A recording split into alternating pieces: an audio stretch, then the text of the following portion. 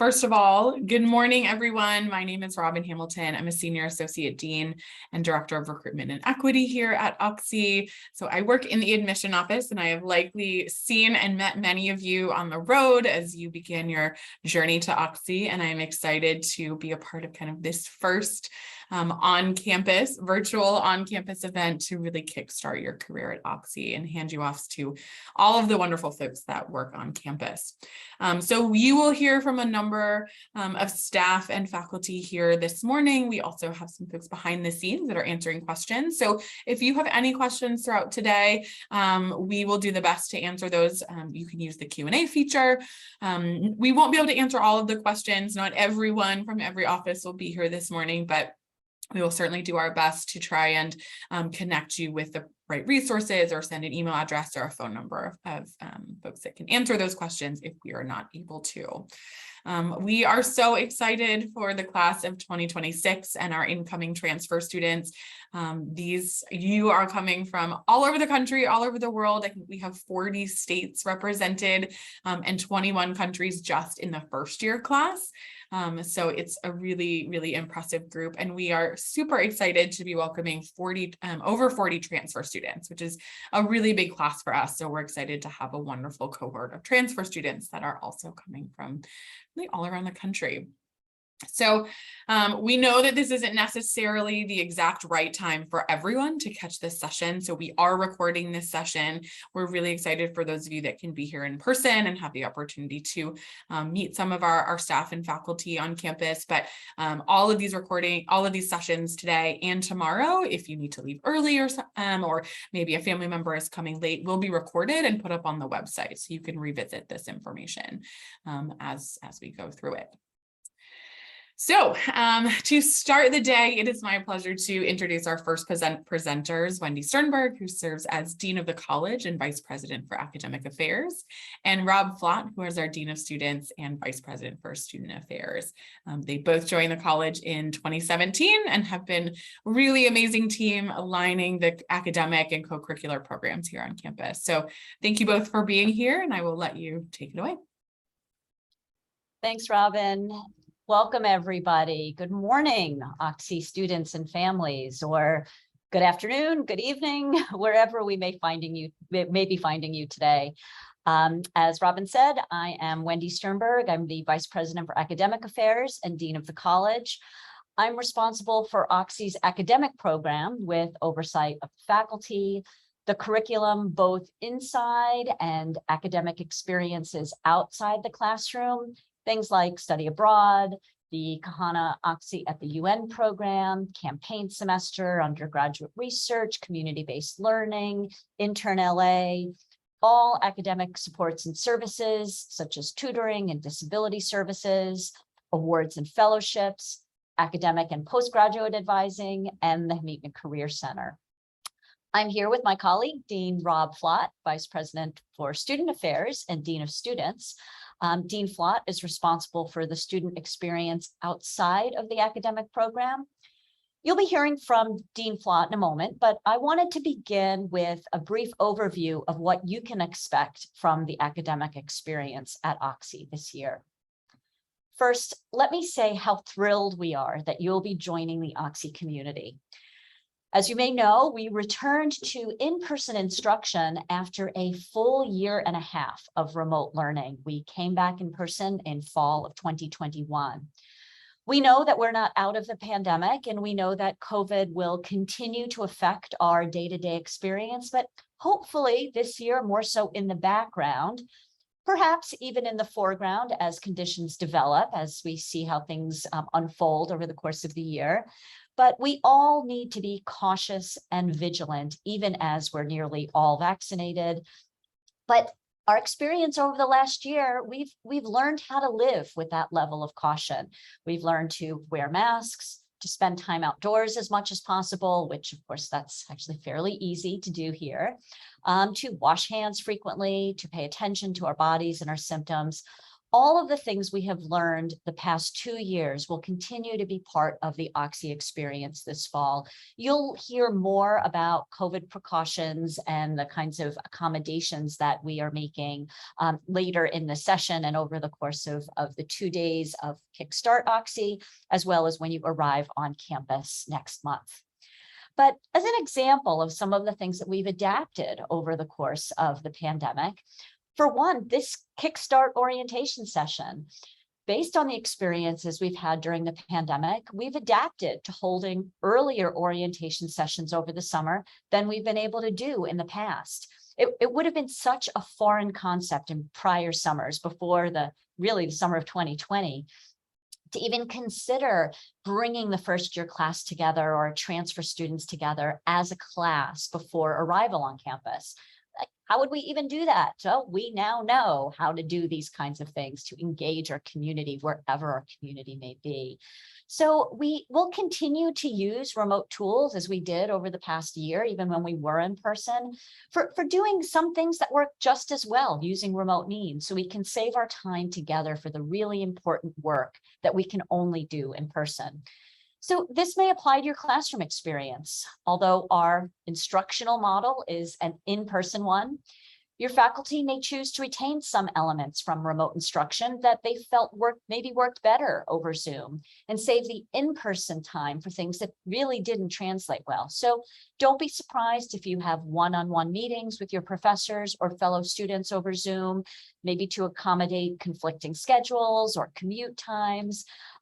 There are certain kinds of interactions that really were quite successful over Zoom, and some faculty, when they adapted their classes for remote instruction, moved to more of a flipped classroom model where students did some kind of work on their own, and then the in-person time together was really about doing collaborative work, problem solving. So don't be surprised, and don't get concerned if a faculty member has some elements of Zoom incorporated into their in-person class. And of course, as we learned last year, there will be times when students test positive, when faculty test positive, and will need to isolate, and faculty are very willing to accommodate students so that they can continue to keep up with their work, even if it means zooming into a classroom experience for a brief period of time. So those kinds of things, because we are not fully on the other side of this situation, will continue to be part of the experience. At least at the start of the semester, we will be masking indoors. And I know for some of you, depending on where you are, masking has not been part of your daily experience during the last several months. But at Oxy, when we are indoors in groups, of course, if you're indoors in a private space, you don't need to wear your mask. But if you are in a group setting indoors, we will continue to have masks at the start of the semester, regardless of vaccination status. Once this BA.5 surge passes, we will reevaluate, and it may be the case that masks may come off, at least in some places, some of the times. But one thing I wanted to note is that faculty will have the prerogative to require masks in their classrooms. You'll learn during your time here that faculty have considerable autonomy over their classroom environment, and I'll ask all students to respect the faculty member's role in creating their own rules for classroom behavior. So adjusting to Oxy will be all about forming relationships. Yes, you will form lifelong friendships and deep connections among your fellow students. Dean Flott will talk about the many ways that the student experience helps to foster social interactions, but I want to talk about the relationships you'll form with your professors and with the curriculum. As I said earlier, my work is primarily with the faculty and staff in the Academic Affairs Division, but there's one reason we are all here, and that is you, the students. In fact, what I like least about my job is that I don't get a lot of one-on-one contact with students, unlike when I was a professor at a small liberal arts college. It's fair to say that our faculty are here at a place like Oxy out of choice. They are here because, in addition to being accomplished scholars in their fields, they have a talent and an affinity for teaching. But it goes beyond loving to teach. Our faculty also love interacting with a highly engaged, dedicated, and demanding student body. In short, you are why they're here. Oxy's faculty will challenge you, will inspire you, will mentor you, and will advise you through these next 4 years of your educational journey and beyond. It is my hope and expectation that each and every one of you will, like I did when I was an undergraduate at a liberal arts college, will find that faculty member who becomes your champion and encourage you to follow your passion. Over 30 years later, I'm still in touch with mine and consider her a dear friend. Next, think about your relationship with the curriculum.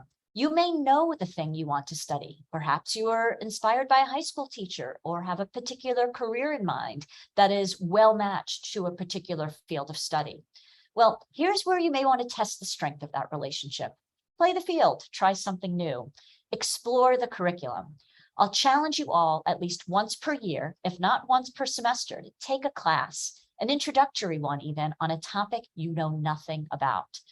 Better yet, choose a discipline you know nothing about, whether it's one of our traditional liberal arts disciplines that aren't typically taught in high school, like philosophy or sociology or art history, whether it's an interdisciplinary field like Black Studies or urban and environmental policy or East Asian studies, whether it's a unique academic program like diplomacy and world affairs, critical theory and social justice, or comparative studies in literature and culture.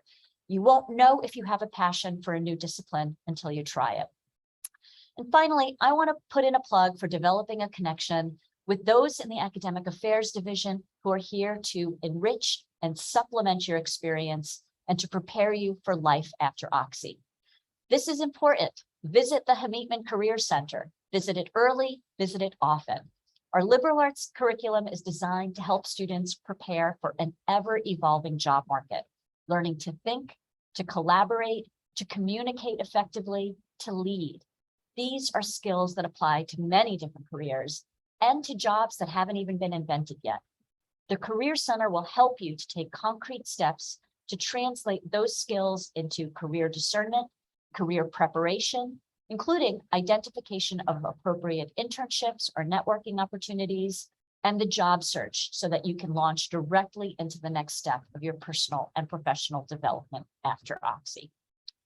I am now going to turn the floor over to my friend, Dean Flott, who can speak to the student life experience beyond the academic program.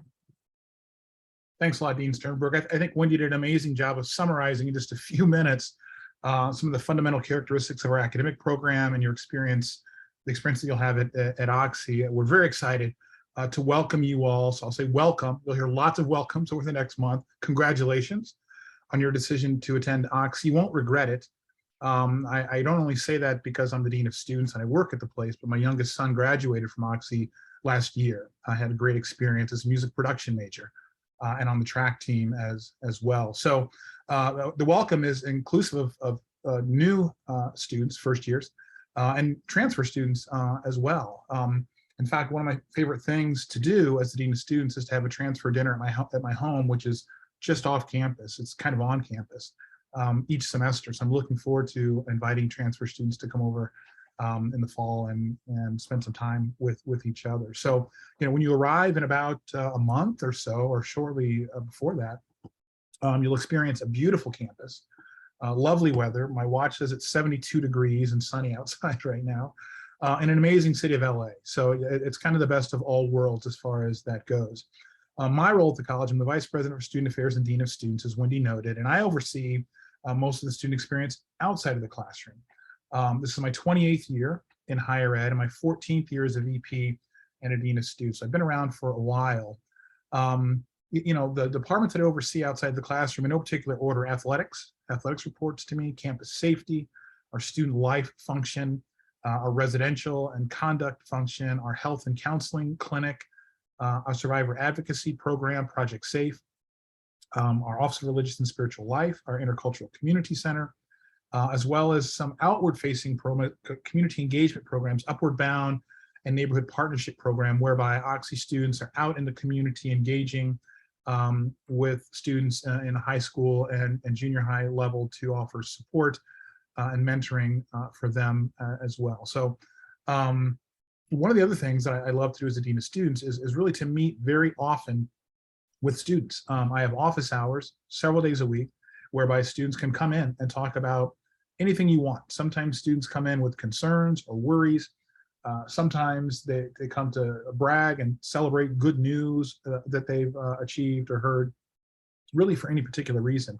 I want to make sure that I'm accessible, as do staff in student affairs, and I believe that we are to that end. For family who parents might be on the phone, we don't have an in loco parentis sort of policy, but I see myself as a bit of a parent or an uncle for big brother in some cases for students, and a consultant for parents as well. If you don't know where to go, I'm a really good resource to come to and say, Dean Fly, I have no idea what I should do or how I should resolve this situation, or if there are resources available to assist. Oftentimes, especially for first gen students, having been a first generation student myself, I didn't know what was possible or who to ask. And so instill it in your head if you have needs or concerns to come talk to the Dean of Students, and I can direct you or my staff in the right direction. So some things you should know, and you probably know some of this already. We have about 2,000 students in total. About 1,600 to 1,700 of those students live on campus. We have a 3-year residency requirement, and our campus, many of you have been here, is pretty compact. You could throw a net over it, right? We don't have a remote location and so forth. My house is on the opposite side of campus from where my office is. It's about a 10-minute walk from one side of campus to the other. So it's a pretty tight community, which allows us to really, I think, excel at the most fundamentally important thing for students, and that is their safety and security. If you're not safe and secure, it's really hard to excel in the classroom. It's really hard to form relationships and connections. So safety and security is paramount. We have campus safety who are on point 24/7, 365, always patrolling. They never close. So that's critically important as well. But to talk a bit more about some points Wendy made in terms of COVID, we've, as an institution, navigated the COVID circumstances really pretty well. Yes, we've had positives.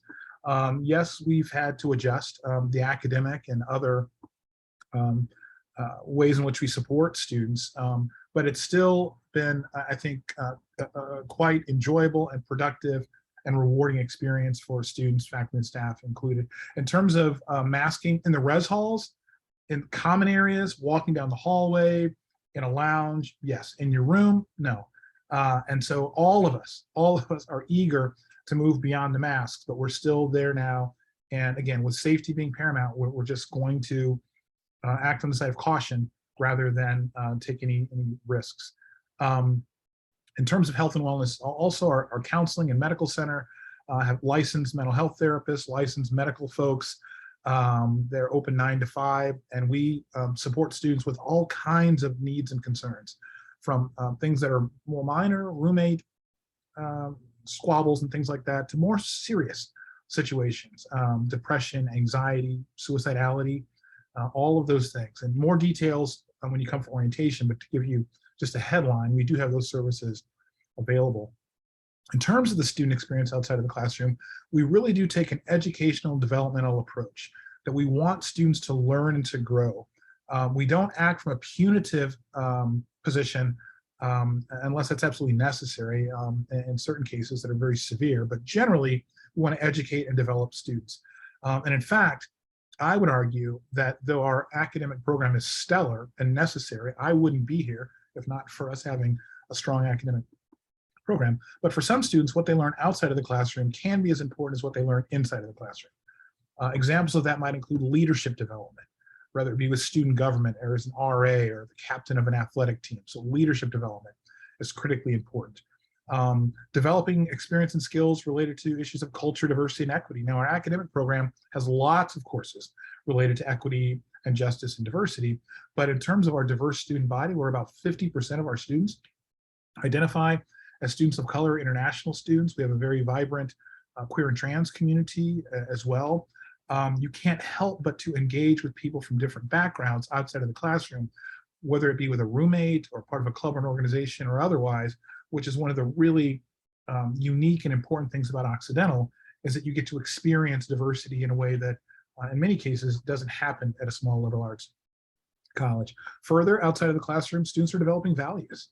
What's important to me? What's not important to me? What do I want to believe politically? socially, ethically? How do I want to consider relationships? How do I want to think about my use of alcohol, for example, sexuality? All kinds of things happen outside of the classroom that are really important to developing. And maybe most importantly, and it's parallel to the academic program, is that we want students to become emerging adults, right? To gain independence, autonomy, to make independent decisions, right? To take responsibility and accountability for the decisions that are made, to celebrate when you've made a great decision, and to pick yourself up when you made a decision that's not the best. We want you to develop resiliency and grit.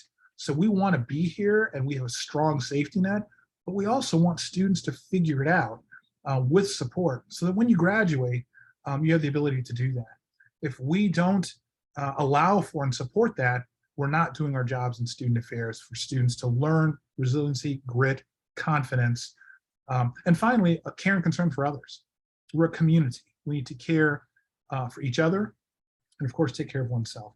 And to Wendy's point as well, all of this is designed to prepare students for life after Oxy, to go out and sign an apartment contract, to figure out how to do laundry, how to eat healthy, how to navigate situations, how to say no when somebody's trying to scam you, and that kind of thing. So looking at the time here, just a couple minutes, part of our focus for students, especially new students, is to form connections and relationships. At a small place like Oxy, that's critically important as to why many of you are coming here, and we want to make sure we fulfill that expectation. So that'll happen from the start at orientation. So go to orientation, involve yourself. Trust me, it's going to be well worth your time and energy. Then in the residence halls, all students, first-year students, will likely have roommates. That's very intentional. We want you to learn to live with another person. Many students have never had a roommate or a sibling share a room, but in life, you will need to share space. So it's really important for students to have that experience. In addition, clubs and organizations help form relationships and connections. Our community engagement opportunities in LA, civic, cultural, volunteerism, otherwise, lots of opportunities there. Athletics, of course, is a place to form relationships and connections. And of course, this happens in the classroom. Every single time you go to a course, our classes are small. It's easy to get to know your peers in a class, and we expect and hope that you do so. Quickly, I'll say all of this is connected to equity and justice. It's critically important that we have an equitable and inclusive community. We want people to have access and to be involved, regardless of one's background, experience, beliefs. We want all of that to be at the table. And to the extent that folks feel marginalized, we want to address that and work to have people not feel on the margins, but feel that they're centered in conversations and experiences at the college. All of this is undergirded by our culture of care. And in a nutshell, what the culture of care refers to is we want to be a community. We strive to be a community where people care for each other, where they notice when others might be in need, and reach out and lend support when others are in need. That's student to student, faculty, staff to student, between staff and faculty.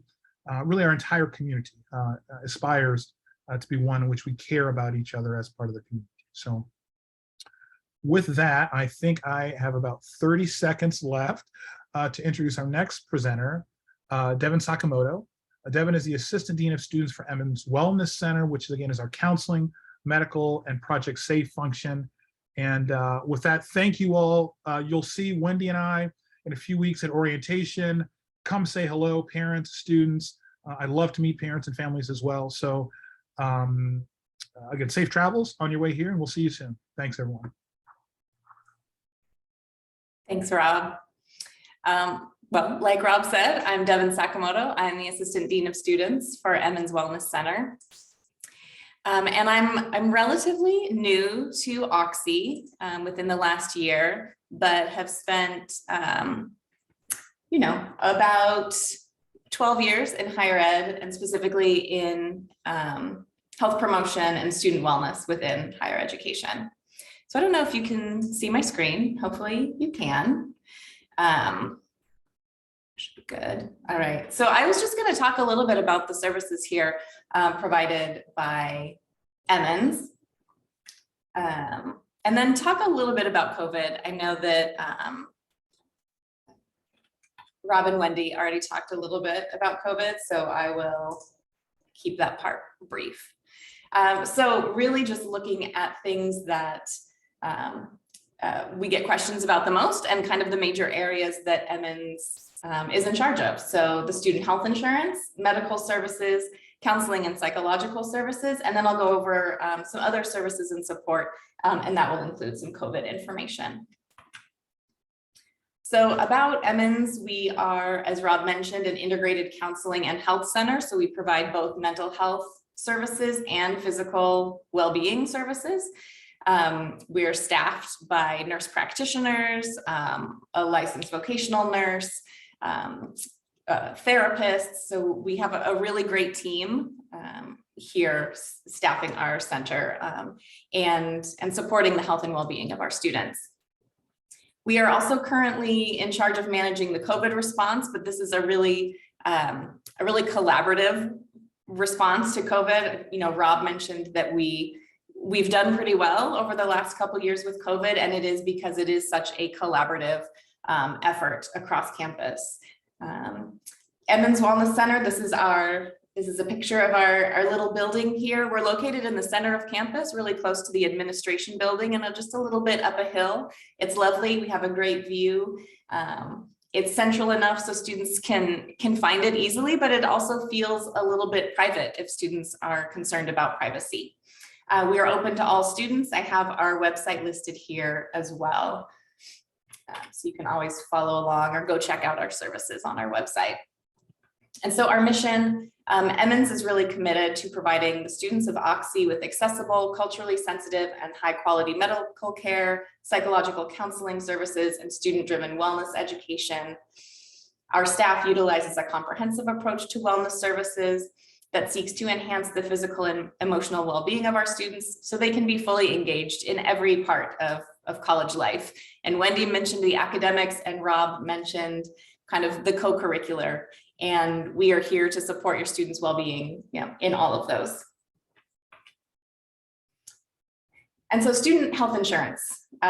Emmons manages the student health insurance plan here at Oxy. All students are required to carry health insurance, and it has to cover them for primary care services within the Los Angeles area. Students do not have to have the Oxy student health insurance, but they do have to have something comparable that will allow them to get care in the local area. So students can enroll in Oxy student health insurance plan. It's provided by United Healthcare. I have a photo here of our website. So if you go to the Emmons website, you can find our health insurance tab. It has all of the information here that I'm talking about. If students opt to keep their own insurance, maybe they're covered, under a parent's plan and it will cover them in the Los Angeles area, then the student has to actively waive out of our student health insurance plan every year. So the waivers from the previous years don't roll over. So if you are looking to apply for a health insurance waiver, you want to keep your own health insurance and not be enrolled in the Oxy student health insurance, the deadline for the waiver is August 15th this year. And then the website is listed here at the bottom. But again, all of this is listed on our on Emmons website. And I'll provide that address at the end as well. So just a high overview of our medical services that we offer here at Emmons. Students can make an appointment to get STI testing, to get birth control, other medications, to get vaccinations. Students can walk in to get things like emergency contraception, if they have minor injuries, illness. For more major injuries, we would likely refer out. But students can come here for any number of things, sickness, and any student can utilize Emmons.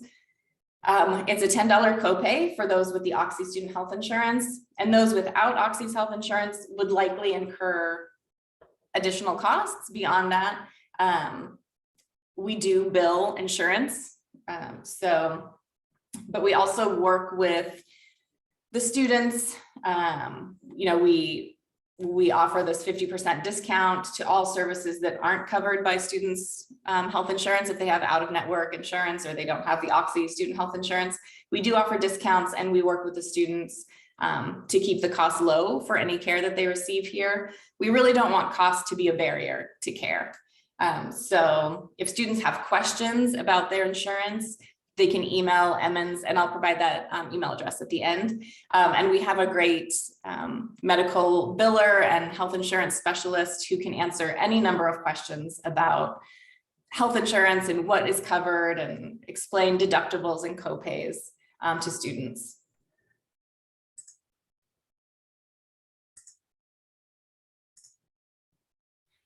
This is a look at the My Health portal. So you probably have received an email with a link to this. Your students have probably seen this health portal already. This is where you will download some health forms that are required. So things like your immunization record, your health history, you can upload those forms here. You can send messages to your provider, receive messages from your provider. You can access lab results. So if you get a COVID test on campus, this is where you would come to find out your results. Anything sort of health related, if you're having issues accessing the My Health portal, again, it's an email to emmons@oxy.edu, and we can help you with that.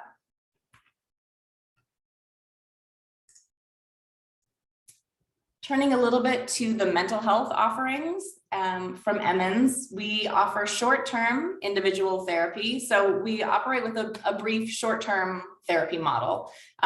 We don't provide long-term therapy for students, but we do support them in finding longer-term treatment or specialized care, or longer-term therapy outside of Oxy. We have walk-in hours. If students need to see a therapist immediately, we have times where they can walk in and see somebody. We have group therapy, and that depends kind of semester to semester. We have our therapists offer groups on a variety of topics. So it might be a group for survivors of sexual assault, or maybe there's a group for folks in recovery from an eating disorder. There's groups around, first generation students or undocumented students. There's a lot of different groups, and it really just is based on the need and what we're seeing in our students. And it's an opportunity to come together and kind of meet other folks and discuss things in a safe space. We offer drop-in chats, and those are virtual appointments where students can maybe if they don't feel quite comfortable making a full-on appointment for therapy, a drop-in chat is a great way to kind of get your foot in the door or just kind of ease into it, speak with a therapist, and then make a plan if you want to continue with some therapy appointments. We offer crisis support, consultations to students, to other departments about anything sort of crisis or mental health related, and again, support with referrals to specialized treatment that we can't support here at Emmons. The difference between the medical side of our building and the counseling side of our building is that everything counseling related is free. We don't bill insurance. There's no insurance comes into play at all. So everything, therapy, counseling, these drop-in chats, crisis support, all of that is free to Oxy students.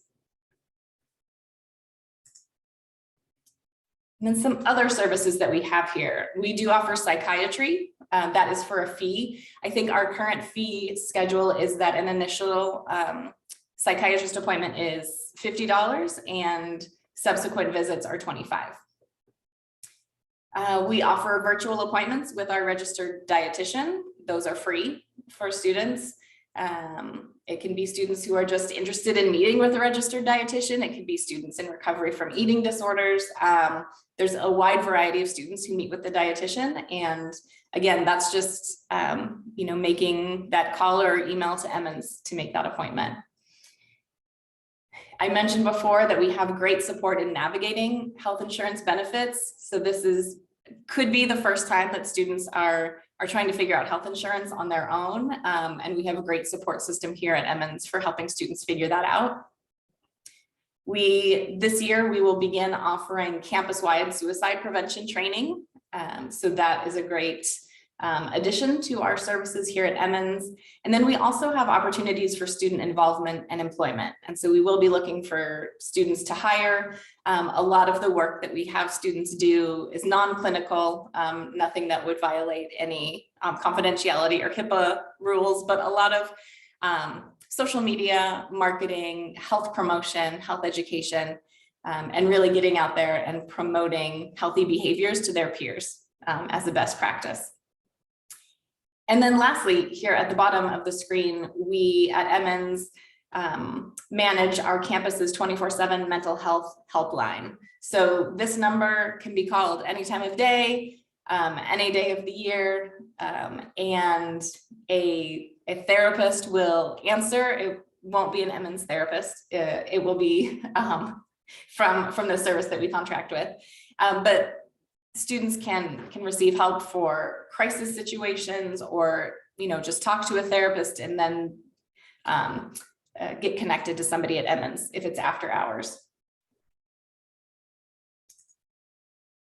And then finally, some COVID information. So Wendy and Rob talked about it a little bit. We require vaccination and booster for all students, staff, and faculty, and have a really great vaccination compliance rate on campus. We are a mostly vaccinated campus. We do have medical or religious exemptions if students are interested in that, and you can find those on this website that's listed here at the bottom. This website, the Back at Oxy website, will have all of the updates for COVID related policies and guidelines. We update it whenever we make a new decision, whenever new things kind of happen. This website is a good one to keep an eye on. So as Wendy and Rob mentioned, also, we are currently masking in all indoor spaces. As Rob mentioned, you do not need to mask in your actual room, even if you have a roommate, that's fine.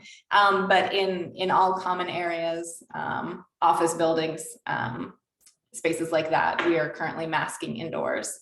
We do have PCR testing available on campus, and we are working right now on what that will look like for the fall. But I can say that in the spring and kind of for the whole last year, we did kind of opt-in testing. So students, staff, and faculty could opt in to test once a week for COVID if they thought that they needed to. Exposure-based testing, so anyone who was exposed to COVID was required to test. Anybody who has symptoms of COVID should come and get a test. And then we did certain cohorts of students who were in higher risk groups, maybe doing activities unmasked together. So a lot of like the athletic teams, or maybe theater or orchestra, or things where students have to be unmasked to do their stuff. We would require them to get tested once a week as well. And then anybody who is unvaccinated is required to test once a week. All of those testing requirements will be written out clearly for you, hopefully in the next week or so. And as we update this website and kind of update our guidance, we follow a lot of what LA County is doing. And right now, LA County is in the high risk category of COVID spread with this new variant. So we are just kind of keeping an eye on what is going on there. We follow the LA County guidelines for isolation. So anybody who tests positive for COVID has to isolate for at least 5 days, up to 10 days, depending on the severity of illness and depending on their symptoms. But all of this information available at the Back at Oxy website. So hopefully the website is clear and y'all can find that. Again, if you have any questions about anything health related, our email is probably the best way to get questions answered. Phone is good as well, but email, we can kind of get it to the right person in the building a little faster probably. Phone or email to make an appointment if your student's interested in making an appointment. Our website's listed there, our Instagram is listed there, and then we're open Monday through Friday. And I think that is it for mine. Stop sharing. Devin, we have a couple, I think some good questions in the Q&A. Okay, I haven't looked yet. Yeah, that I just marked kind of answer live. I can even just read them to you. One of them is having an issue with the waiver website, recognizing my insurance. Is there a person they should reach out to directly? That one, it's gonna be Emmons, and it sounds like I'm sending you to like just a department inbox, which I am, but our insurance biller is the one who manages it. So you should definitely email Emmons at Oxy for that. Awesome. And we can put that email in the chat as well. If we have a medical power of attorney form prepared for our incoming student, is there a place we can upload it? Oh, that's a good question, and I'm not sure. I think you should be able to upload things into that My Health portal. But if you are unable to, and if that's not working, then again, you can email Emmons and we can see if there's a way or a place to add that. But there should be just places to upload any form that you want to upload. Cool. Will students have the opportunity to receive a second booster on campus should they be available to the broader population in the fall or winter? Yeah, so we're already talking about a clinic sometime in the fall to offer boosters, especially for international students who haven't had a chance to get boosters, just their first booster. And yeah, if it's indicated for particular students, then sure, they could come to get a booster at one of the clinics that we offer. We haven't talked about if we're requiring a second booster because they're not broadly available or kind of, recommended or indicated for the age group that we're working with. But yeah, I mean, we're requiring people to be up to date on their vaccines. So I'm hoping that if another booster comes out and it's required for everyone, then we would require it for everyone, and we would likely also supply it. Great. Another question. Our daughter has military insurance and we also bought the Oxy insurance. We're not sure if she's over-insured, but do you have any experience with what other military students do? Oh, that's a great question that I am too new to answer, unfortunately, because I do not know. That could be a question for the Emmons inbox. Yeah, sorry. Yeah, no. Our power of attorney is something that students should generally have. Do most students have, or is that just sort of obviously personal? I think it's personal, and I would say probably most students do not. Okay, so I would say as well. You mentioned that counseling at Emmons, therapy services are free, but does Oxy insurance cover any outside counseling services? I think that it does. I mean, it's like it's a PPO. So it covers, there's a network. In network is going to be cheaper, out of network is going to be pricier. But yeah. Okay. Is birth control free at Emmons if you aren't using the Oxy healthcare? No, the STI testing is free, but any sort of prescription, like an appointment to come in to get birth control, your copay is still going to be $10. And then the prescription is going to, be a small fee. Okay. Question about deadlines. My son's annual physical is not until August 10th, which is after the deadline. Is that okay? Yeah, probably. Yeah, I mean, you don't want to answer in front of 80 people that yes, the deadline, but I get it. And it's hard to get appointments right now for anything medical related. So yeah, that's fine. Yeah. And I would say generally there are a handful of things that you will see kind of on your to-do list that really do have strict deadlines. Most of them you have all completed before, but much of the other stuff, there is certainly a grace period, and it really is. We just want to make sure that before you arrive and are enrolled kind of on campus and living on campus, that you've completed all of these tasks. Yeah, agreed. Yeah, and some people don't have access to certain things until they get here, and that's fine, right? Like I mentioned, some international students will not have access to a booster shot until they get here. That's fine. Yeah. And then the last one I see, will monkeypox vaccination be available for high-risk students? Oh, that's a good question. Our lead nurse practitioner is out for the month of July. And so this is on my list of things to talk with her about when we get back or when she gets back. Yeah, so I don't know if Emmons will carry it. I know that right now the vaccine's kind of in limited availability and limited quantities, but we are also working on developing some sort of awareness campaign around prevention of monkeypox for the fall as well.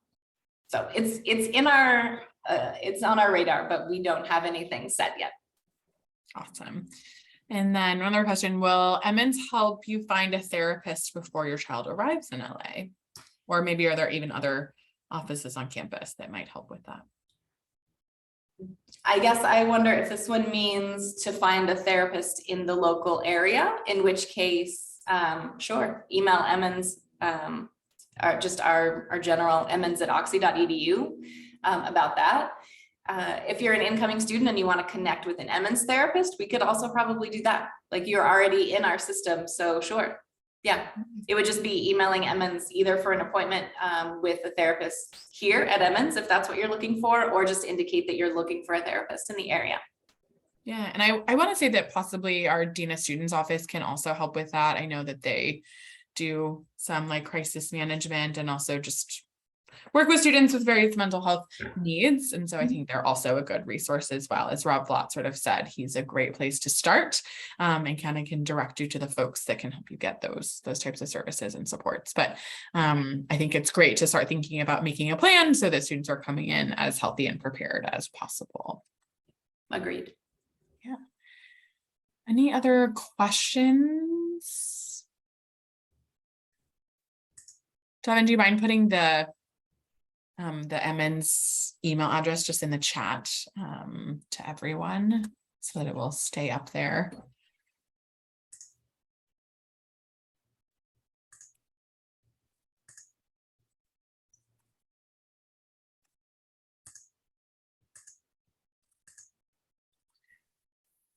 Okay, well, if there are no other questions for Devin, she can hang on for a couple of minutes if you want to message her.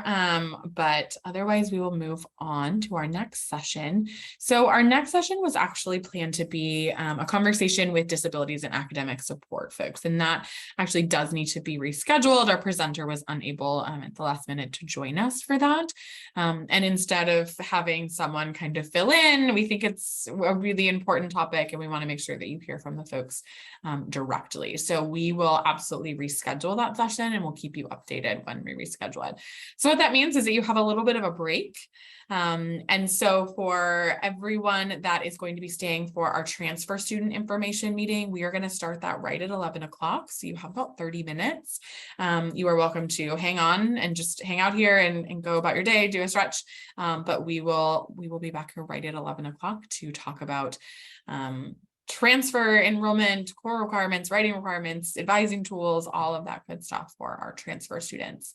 And if any of you are going to jump off and not return, certainly there might be some good information for all students. Just a reminder, we are going to be starting at similar time tomorrow.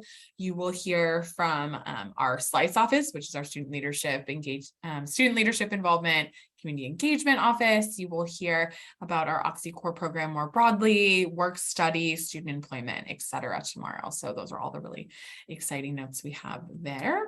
But otherwise, take a break and we will do a transfer meeting starting right at 1 o'clock. And I will, yes, thank you, Devin. I will drop that right in the chat as well so that you have that Emmons email if you have any questions. And certainly during this break, if you have any questions for the group, please feel free to just put them in the Q&A and we will try and answer those as well. All right, see you back at 11.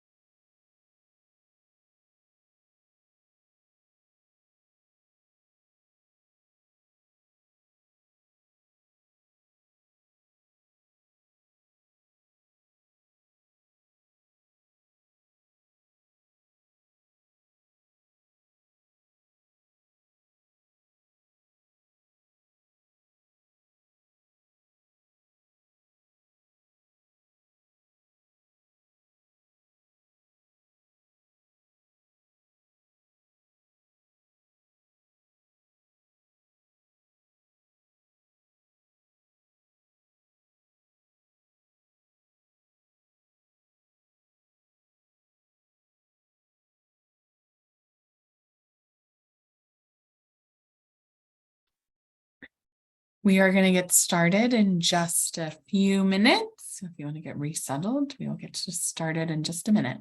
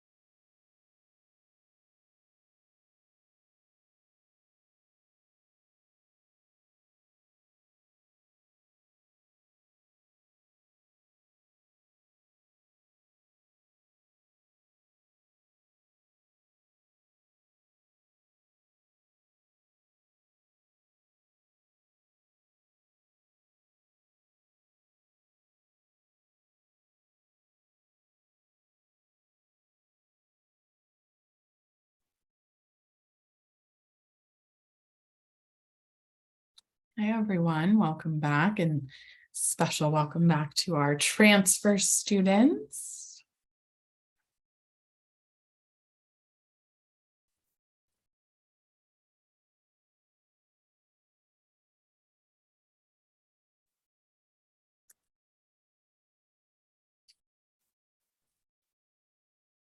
Wait, maybe just 30 more seconds to see if anyone else is going to jump in, and then I will introduce Vanessa, who will be sharing a little bit about kind of the incoming transfer student process.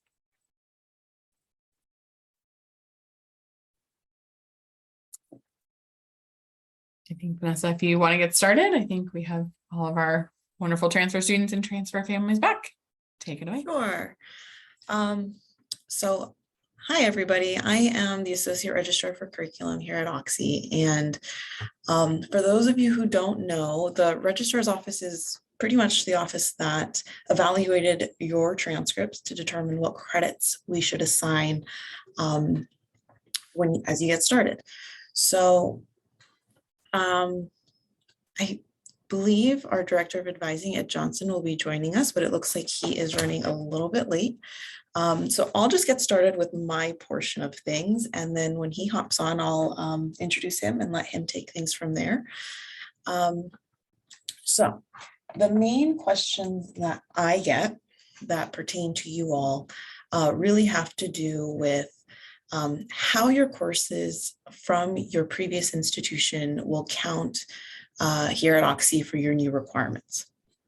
Now, the one thing I'll start with is that for our transfer credit policy, we accept semester units on a one-to-one basis. So that means one semester credit earned at your other institution will earn one semester here at Oxy.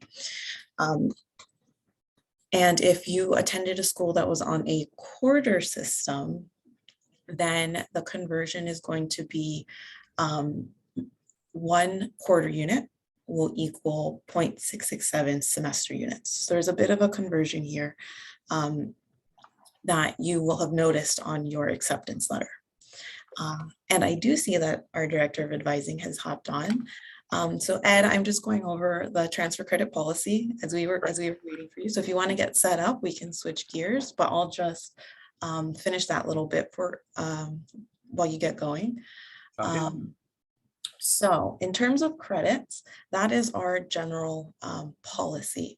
Now, one of the main concerns that students often have is, well, my course came in as it was a 3-unit course at my other institution, but Oxy's courses are worth 4 units. Can I get 4 units for that course? Unfortunately, no. Our policy is quite literal. So 1 unit equals 1 unit. So you will get a 3-unit you'll see a 3-unit course awarded to you on your Oxy record. What we make sure to do, however, is if a course for your requirements is typically represented as 4 units here at Oxy, we will allow that requirement to be satisfied by that 3-unit course. So you're not going to be disadvantaged in terms of number of courses completed. Where you might see some issues is if the major or minor requires a specific unit count for completion. That just means you need to take an extra course. Sometimes that can be completed by a 1 or 2 unit course, depending on the program, but sometimes that might mean that you have to put together some alternative options. And all of those types of things should be discussed with the department chair and your academic advisor. And of course, you can come to me with any of those types of questions. But that type of requirement is going to be represented in our college catalog. And I will pop the link for that in the chat. The catalog is going to be where we have all of our rules and requirements. And when it comes to your major or minor, there are going to be some variety in what you're going to see. And luckily, what we have is this great new tool called DegreeWorks that Ed's going to cover in his presentation. So I'm not going to touch on that too much. And then we've also got core requirements. So I think I'll just segue over to Ed's presentation now that he's up and ready. And then when we get through that, I'll go over some of the more registration specific questions. Thanks, Vanessa. Hi, everyone. Apologies for being a couple minutes late. Zoom picked a terrible time to decide it had to install an update. Didn't give me any options, but it's great to see all of you. I know that Vanessa probably introduced herself already, but I'm going to put up a slide with both of our names and titles. Just give me a moment to share my screen.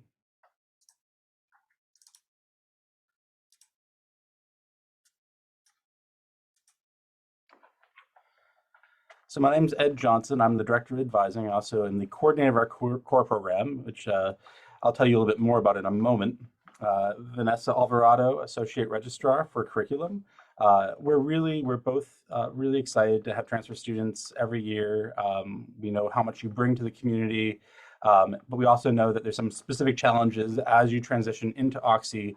And so really this session is the first of a couple of times that we want to kind of connect with you and just give you some guidance, some tips, information, but it's not the only time, of course. So you'll be receiving more information via email in the next couple weeks. I'll tell you how you can make appointments with the advising center if you want some specific advice.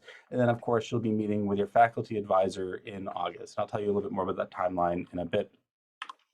So I want to start off today by telling you a little bit about the degree requirements and the core requirements that all students need to fulfill to get their Occidental degree. We're kind of starting at the top high level and then going to go to more specific. So the kind of the highest level requirement is that everyone complete 128 units of credit, including a maximum of 64 units from transfer. So that means that up to 2 of your 4 years of units can come from transfer credit. Typically, students take an average of 16 units per semester while they're at Oxy. So that would be usually something like 4 4-unit classes. You can take up to 18 units your first semester. And if you have a GPA of 3.0 and above, and you've already earned at least 32 units, you can go up to 20. But I'd say the typical is about 16, 17. Students can take add-on 1-unit classes or sometimes 2-unit classes on top of their normal classes. We do have a few 5-unit classes, mostly in the languages or in science labs. But typically it looks like 4 main classes and then a couple add-ons at most. Completion of all the core requirements, I'll tell you about in a moment. Completion of the writing proficiency requirements that we'll cover later. At least a 2.0 cumulative GPA overall. So in all the classes that you take at Occidental, a C average or above. And then of all the courses that count towards your major, also a C average or above. One thing to note is that your transfer courses, we're awarding you units for them. In many cases, they'll be fulfilling requirements for you, but they're not going to impact your Occidental GPA. So regardless of what your grades were at your previous institution or institutions, you're starting with a fresh GPA for the classes that you take at Oxy. Completion of the requirements for a major, right? You could have 2 majors, you could have a major and a minor. At the end of the day, all you need though is 1 major. And finally, pass senior comps for any major. Senior comps looks different for different majors. Sometimes it's a project, sometimes it's a big paper, sometimes it's a performance. Every major has their own thing, and you can find more about that in the catalog. So the core requirements, we're going to go through one by one. The first one is easy for you because you don't have to deal with it. So for students that start at Oxy as first-year students, they have seminars that they take in the fall and the spring. For transfer students, those are waived. You don't need to complete them. You're good. The rest of the core requirements are the same for everyone. So you have to take 1 course that counts towards US diversity, and which is exactly what it sounds like. 1 course towards regional focus, which is a class that focuses on any region of the world that's not the US, and 1 course in global connections, which is a course that looks at 2 different parts of the world, or in some cases, 2 different parts of the same large region. A course in arts, so anything from theater, creative writing, visual arts, music, things like that, media arts and culture, and a course in pre-1800, which basically means that at least 50% of the course focuses on the time period before the year 1800. Now, as I marked here on the right, there can be some overlap in this category. So a course can do a maximum of 1 blue and 1 red. So that means that, let's say, a course in Renaissance art might do regional focus because it's focusing on, say, the Mediterranean area, and an arts as well. There are a few courses that are tagged with 3 different areas, so that Renaissance art class might actually show up on the catalog or in the course schedule as regional focus arts in pre-1800. You can get a maximum of 2 in those. In addition, there are 3 science and or math requirements. So there's 2 math or science. These are broadly defined. So they are, all the courses that you'd kind of imagine would count towards them. Math courses, all the traditional sciences. There's also a few courses that may be less traditional. So we have a linguistics course that counts towards a math science requirement. We have a formal logic course in philosophy that counts towards that. So there's really a lot of options with that. And then the final one in this category is lab science, which is a science course with a separate lab meeting time. I should mention that with all of these, you notice those 4-letter codes there at the beginning. Those are the codes that show up in the course schedule to indicate if a course satisfies one of these requirements. So you don't have to memorize them.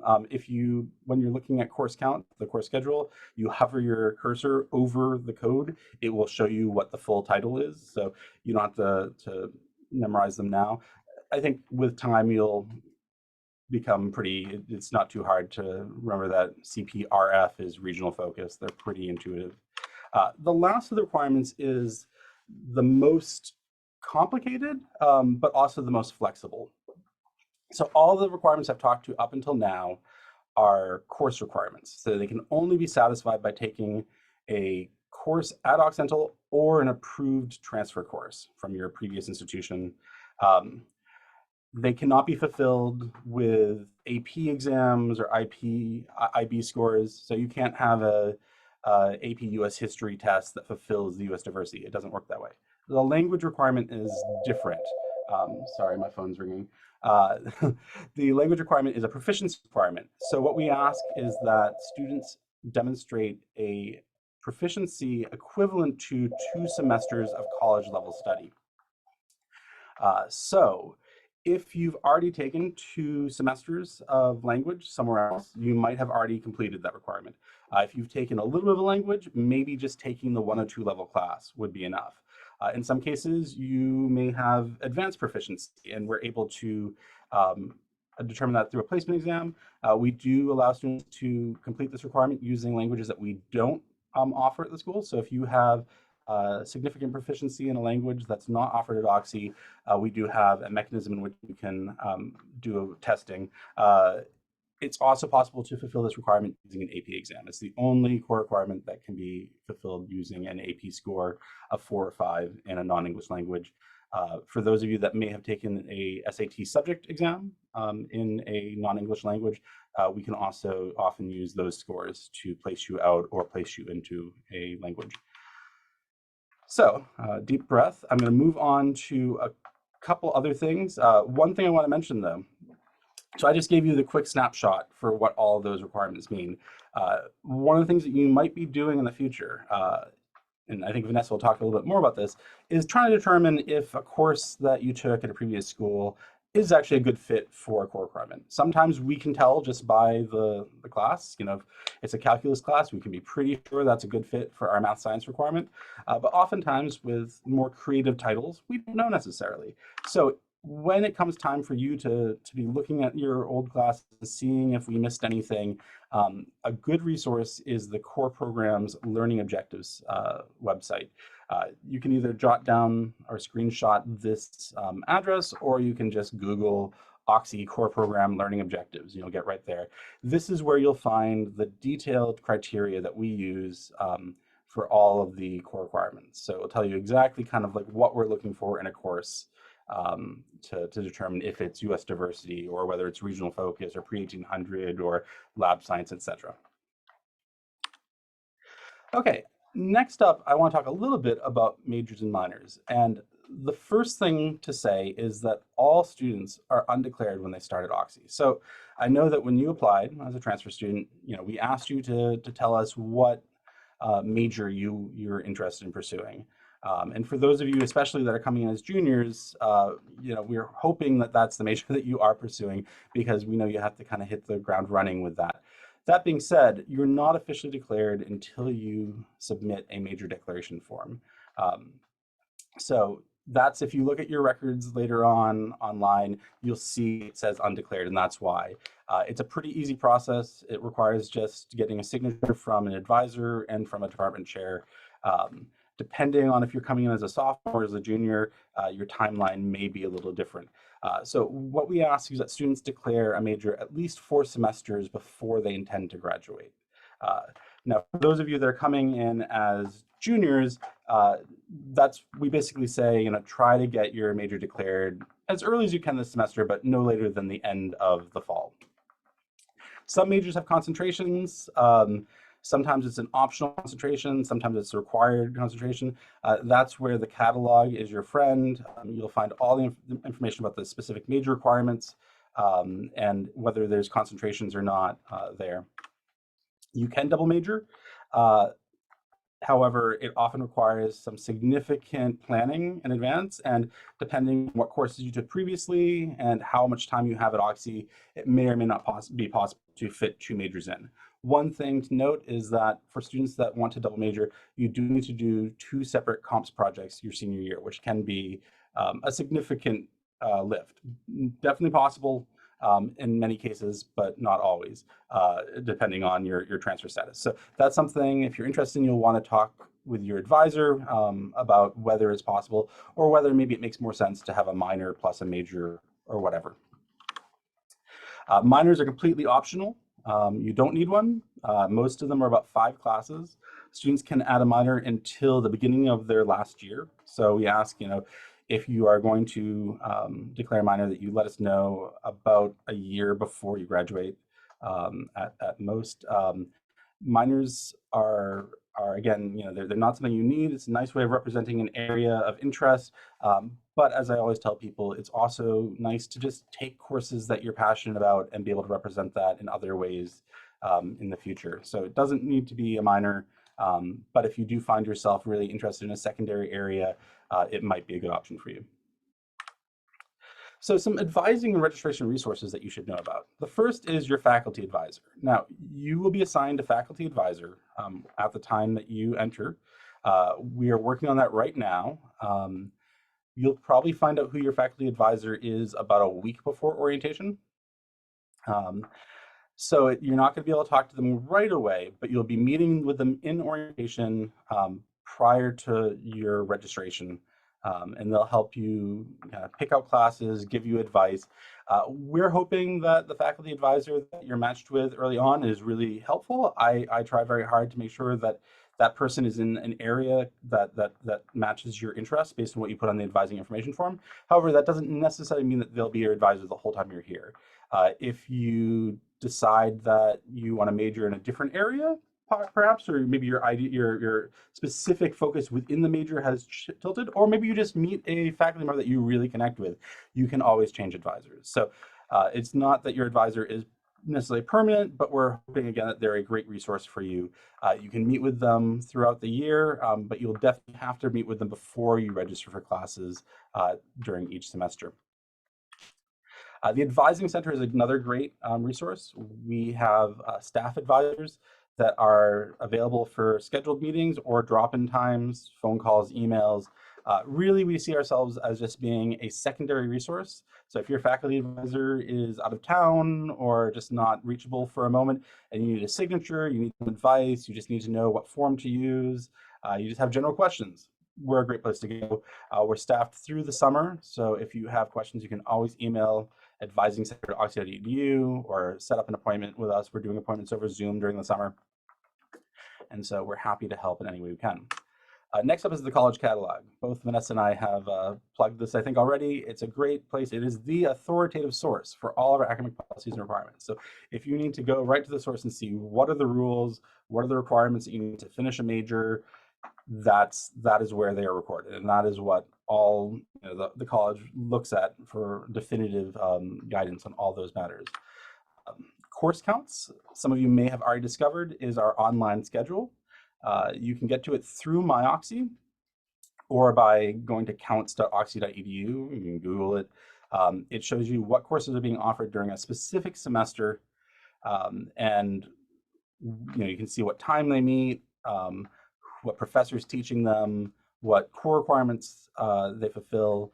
And if you click on the little CRN, course registration number, that's in the left side of each row, it will show you the more details, including a course description. So it's a really useful website, definitely recommended. I should mention that the one advantage of going through MyOxy and logging in before going to course counts is that you'll see the room locations. So that'll be important when it actually comes to semester time. You want to know where your classes are.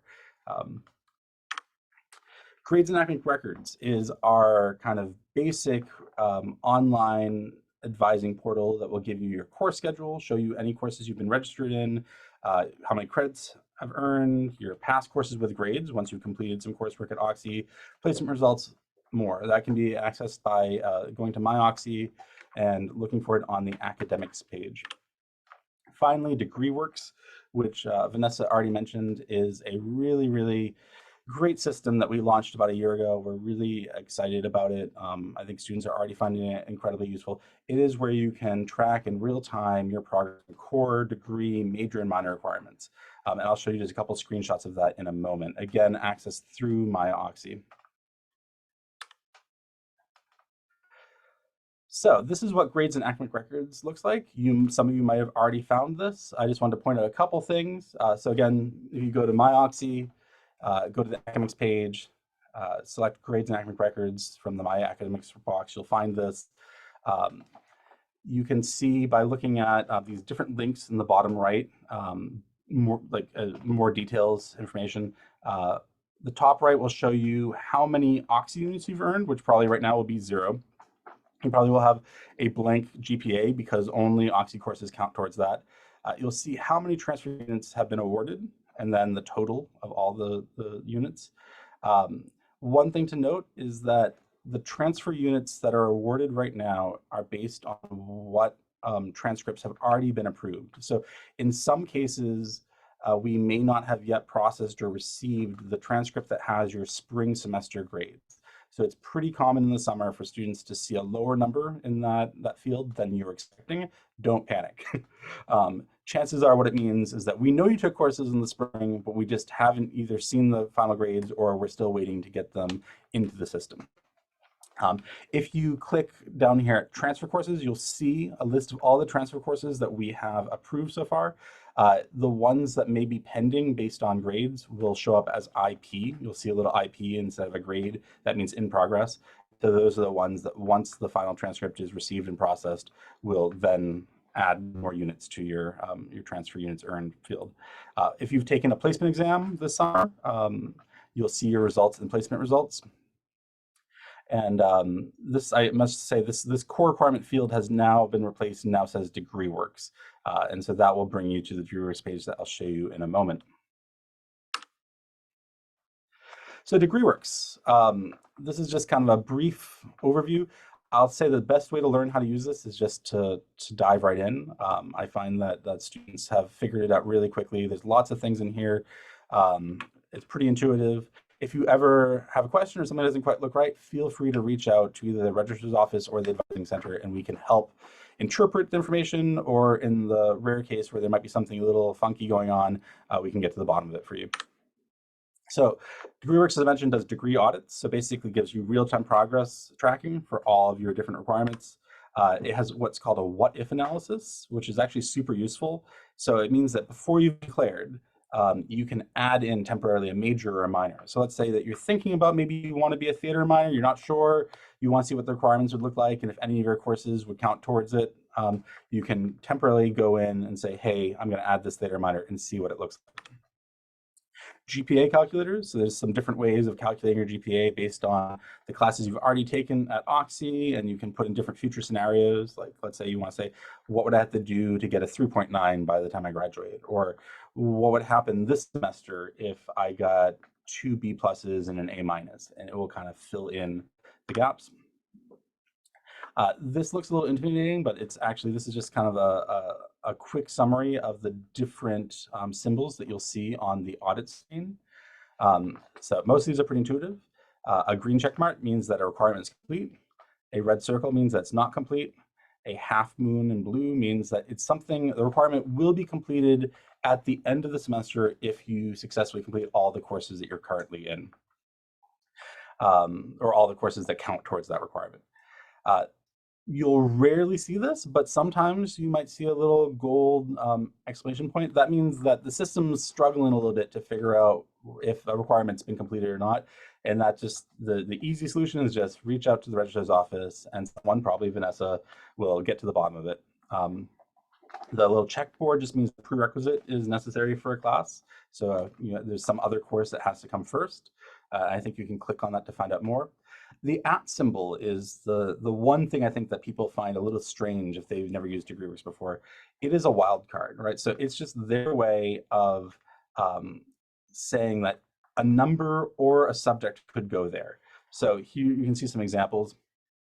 So if you see that a requirement requires theater @ it means that any theater course, so a theater course with any number, could fulfill that requirement. Or if you see something like Bio 3 @ it means any 300 level bio course. And then @ means any course in any department, which doesn't seem like a very useful thing, but usually it's used in conjunction with attributes. So if you see @ basically look for some other code that is necessary. So attribute codes are exactly what I was showing you with the core requirements, those 4-letter things. So CPGC means global connections. So the global connections requirement shows up in DegreeWorks as needs any course with CPGC. So that means just any course in any department that's tagged with the global connections attribute. Again, it sounds kind of complicated, but once you start using it, it's pretty intuitive. And again, if you get stuck, we're always happy to help. Just this is what it will look like. When you go into DegreeWorks, you'll see your information. You'll see probably nothing on the units because, well, actually you might see some, you'll see some units because of the transfer units. I should take that back. This, I should mention, is a little bit deceptive, this degree progress. It's a nice little graph. The requirements graph is based on whatever is currently attached to your record. So when you're undeclared, it will probably say, oh, you've completed most of your requirements, because it doesn't know what major you're doing yet. Once you declare your major, the percentage will go down a bit because it's all of a sudden added in a whole bunch of new requirements. So just so you know, if you see it look like, oh, your requirements are almost all filled, how can that be possible? It's because you probably haven't declared yet. The rest of DegreeWorks is organized into blocks. So there's a degree block that has all those requirements I talked about before. There's a core block that shows all these. Again, if you see a check mark, it means you're all set on that requirement. If you see a half moon, it means that something that you're in usually that semester will fulfill that requirement. And then the open circles mean that it's still a requirement you need to take care of. It will show you what the course is that you've fulfilled. And then there's lots of other information there as well. I think and here's the what if analysis. It's a really, really useful feature. It's a little hidden, so look for this what if. So as you are starting out and looking at requirements, I recommend trying the what if, dialing in the major that you're intending to do, or maybe a minor, whatever you want, see what it looks like. It's kind of fun to play with. The last thing before I hand things back over to Vanessa is just to tell you a little bit about the two-stage writing proficiency requirement. This is a college requirement that all students have to fulfill. However, it's a little bit different for transfer students. You will be getting specific information from Professor Julie Preble, our Director of Writing Programs, in the next few weeks. She'll be writing to every one of you individually to your Oxy email account, so make sure you're checking that, to tell you what she thinks, based on your current transcripts, is your best option. So for the first stage writing requirement, transfer students have 3 possible paths, and it depends largely on what you took at your previous school.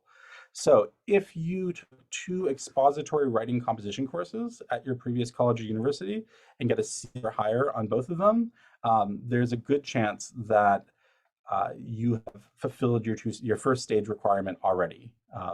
And so Professor Preble will be reviewing transcripts, and if it looks to her that you've got those 2 courses, she'll write to you and let you know you're all set.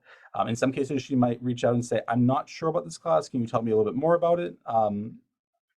Now, if you took 1 expository writing course at your previous college or university, you'll have the option of demonstrating your writing proficiency by submitting a writing portfolio. And again, she'll send information if she thinks that's the case and let you know more about that. You'd be asked to submit it no later than March 1st of your junior year. And it would basically just be showing some of your writing that you've done at Oxy. Finally, if you haven't taken any writing courses previously, or if you qualified for the writing portfolio but you decided you didn't want to do it, we just ask that you enroll in Writing and Rhetoric 201 at Occidental and get a passing grade of C or higher. Again, you'll get all this information sent to you in an email soon, and Professor Preble will be available to answer any questions you have. The second stage writing requirement is pretty simple. It's just it's specific to your department. So whatever you major in, have its own way. Oftentimes, it's basically just completing a major requirement will also provide you with that writing requirement. Some cases, there's a departmental portfolio system or some other specific assignment that you have to do. But in any case, it will be tied to your major. So with that, I want to turn things back to Vanessa. I hope I didn't talk too long, Vanessa. Let her tell you a little bit about how the courses that you took previously get approved and how that will work towards registration. Yeah, so we covered the transfer credit policy on a very broad, high level at the beginning of the session. So I'm not going to go back to that. The one thing I will say is that when we take a look at your transcripts, we obviously have to abide by what's in the catalog and everything stated in the college policy. So there may be instances where you took a course and on that, on our letter, our evaluation letter in your admissions packet, you'll see a few of your units in the not accepted, but may be reviewed by department column. If you see that there are credits there, that means that our office was unable to confirm that the content of the course aligned with our curriculum enough that we could just grant those credits. It does not mean that the course is ineligible. We're not the final say. You can reach out to the department chair that is head of the department most closely aligned with that course for further evaluation. Now, if they determine that the course will count for transfer and you can receive Oxy credit for that course, what you'll need to do is submit a transfer credit and course substitution form that is completed and signed by the department chair to our office. You can either get email or virtual signatures on the form and submit that via email to registrar@oxy.edu, or you can, wait till you're on campus and have them physically sign the form. Either way is perfectly acceptable. And at that point, we would add those credits to your record. Now, there may be instances where the credits might not be granted direct equivalencies.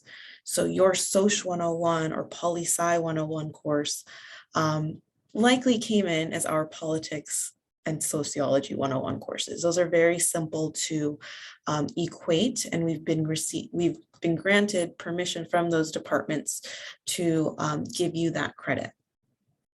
There are other departments, however, that have much more specific criteria that the department chair themselves will need to evaluate in order to give you an equivalent course. So some instances where you might see that is in physics. So you may have taken an intro to physics course, but you'll see that that course came in with a subject code of TRCR and a number of T whatever. Physics is oftentimes a requirement for some of our science majors. So if that course came in as TRCR, none of our systems is going to recognize it as satisfying those requirements until the department evaluates that course and you have submitted the transfer credit and course substitution form. I and everyone in our office and as well will highly recommend that you get those courses looked at as soon as you can. Early in your academic career is ideal.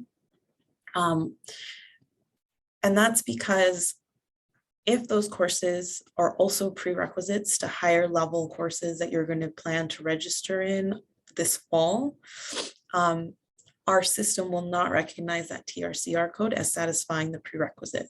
So it won't be until that equivalency is approved and added to your record that you'll be able to register for that course on your own.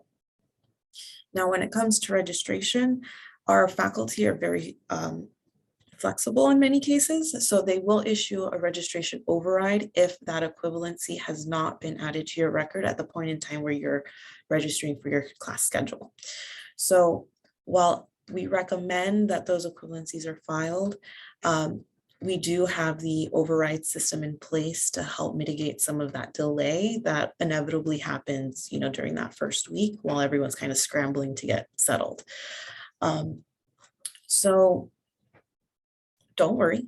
Well, there are going to be people in your registration session during orientation to help you out with that specific issue. I'm going to be there. Ed's going to be there. Jim Herr, the registrar, will also be there. So there'll be several people to kind of help you figure out what your next steps are. If you're anxious to get that process going, however, feel free to reach out to the advising center or to me directly.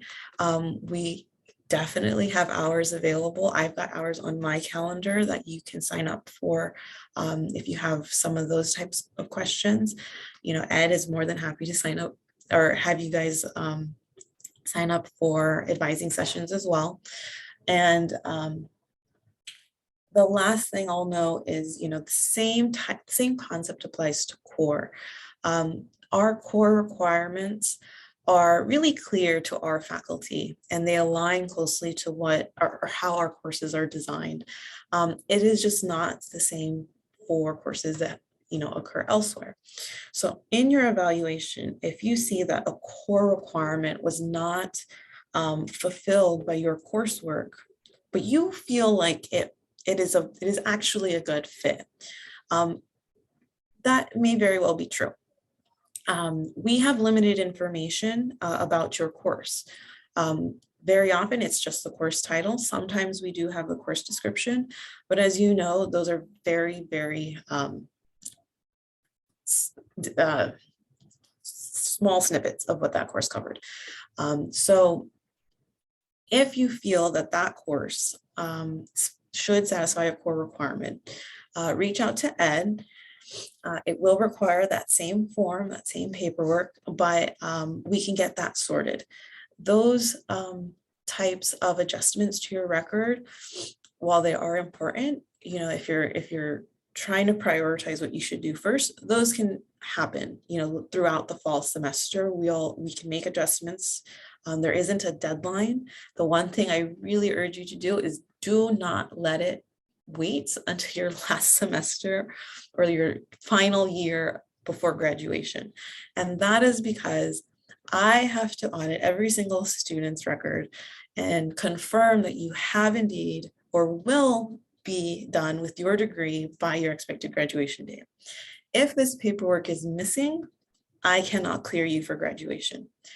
You get mad at me. I have to, you know, remind you about the policies and the paperwork. Your faculty advisors sometimes are not accessible. You get stressed out. You get frustrated. Nobody wants that to happen. So please just try to get that in as soon as you can, so that we can have all our ducks in a row come graduation, because ultimately everyone here really wants you to graduate and wants to help support you get past some of these hurdles that are very unique to transfer students. And the best way to help us help you is to kind of take care of those things early on. So again, if you have any questions, please feel free to reach out to Ed or I. We are more than happy to talk to you or as early as today, to be honest. I've got time blocked on my calendar, so that's totally fine. There was one question in the Q&A that I do want to just elaborate on a little bit, and it was, you know, and that person had asked, you know, if our previous institution accepted AP scores as credits and they're listed as credits on our current institution's transcript, how can we determine if those language questions are honored or if we need to take the placement exam? So, first of all, College Board is considered a separate institution than your university or college. We will need the AP score sent directly from College Board to Oxy in order to award you that credit. Our policy only grants credit for scores of 4 or 5. So if you came in with a 3 and that is in a language that you are looking to use for your language proficiency requirement, that first off, a 3 will not satisfy the requirement. And you, depending on the language, you may need to take the placement exam.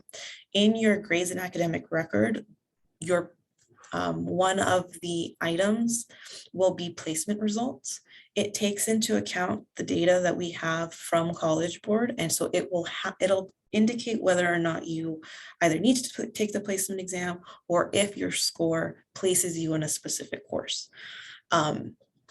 So it's a little bit more complicated than just, you know, it's on your college transcript, but that's how you would approach it. And again, if you have any questions, just let Ed or I know, and we can, you know, look at your case specifically to give you a little bit more specific advice on that front. And with that, I think I'm done. So if Ed, do you have any final remarks? I just want to reiterate what you said, that, you know, we are happy to meet with people in the Advising Center. You can go to the Advising Center website, just Google Oxy Advising Center, and there's a link right there to schedule appointments. Vanessa, if they want to meet with someone in the registrar's office, what's the best way to do that?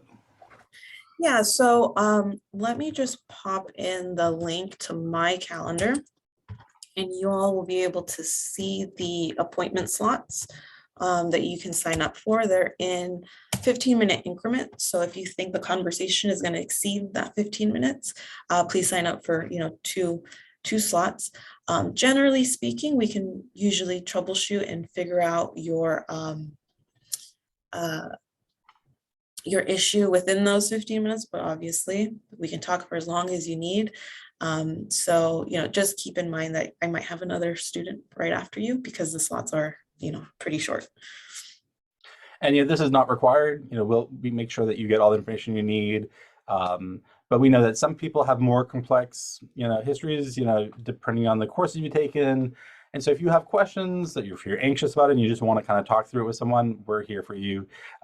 If you feel pretty confident that you're on top of things, you can wait for more information to come your way. And of course, we'll make sure that you hear more from us during orientation prior to registration. So one way or another, we'll get you that information, but we're also happy to do some advanced advising to get you where you want to be.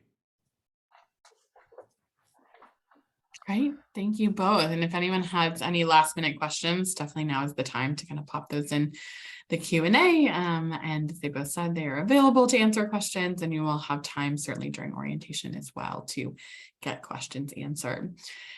So with thanks everyone, especially to our transfer students that hung on for a little bit longer. There will be recordings of today's session and also tomorrow's session going up on the website by the end of the week. So if you missed anything or you want to go back to anything that was said earlier, you can certainly do that. And then please make sure to join us tomorrow.